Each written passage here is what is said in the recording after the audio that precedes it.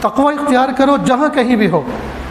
حضرت معاذ بن جبل رضی اللہ تعالیٰ عنہ کو پیارے محبوب صلی اللہ علیہ وسلم نے کتنی پیاری نصیحت فرمائی، اور ان کو خطاب کر کے صبح قیامت تک آنے والے انسانوں کو نصیحت فرمائی، اتقوا اللہ اتقوا اللہ اتقوا اللہ حیث ما کنتا۔ اے لوگوں سن لو، سب کے سب جہاں کہیں بھی ہوں، جس حال میں بھی ہوں، تقوی اختیار کرو۔ کیا مطلب؟ جہاں کہیں بھی ہوں، جہاں بھی ہوں، جس حال میں بھی ہوں۔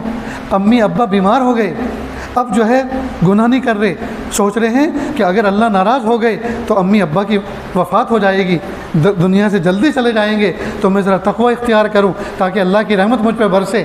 تو دیکھو یہ تقوی تو موقع موقع کا ہوا نا، اب ضرورت پڑی اور اب پریشان ہوئے، اب گھبرا رہے ہیں، اب موت سے ڈر لگ رہا ہے، اب اللہ کی پکڑ سے ڈر لگ رہا ہے، تو اب نیک بن گئے۔ یا نوجوان بچے ایگزام کا زمانہ آتا ہے تو نیٹ کا ڈیٹا بند کر دیتے ہیں، سائڈ ادھر ادھر کی دیکھنی بند کر دیتے ہیں۔ کیوں؟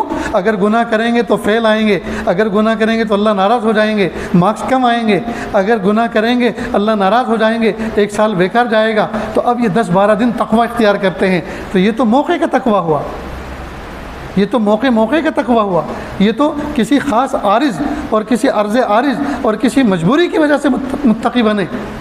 ہر حال میں تو تقوی اختیار نہ کیا، ہر موقع کا تو تقوی اختیار نہ کیا، تو یہ تو کسی عرض عارض کی وجہ سے تقوی اختیار کیا، بیماری کی وجہ سے تقوی اختیار کیا، ایگزام آنے کی وجہ سے تقوی اختیار کیا، کورٹ کے اندر تاریخ آ رہی ہے، ڈے آف ججمنٹ آ رہا ہے، تو اللہ ناراض نہ ہو جائیں، اس دن فیصلہ ہمارے حق میں ہو، اس لیے گناہ چھوڑ دیے، اور اس کے بعد جب فیصلے ہو گئے اس کے بعد پھر گناہ شروع ہوئے۔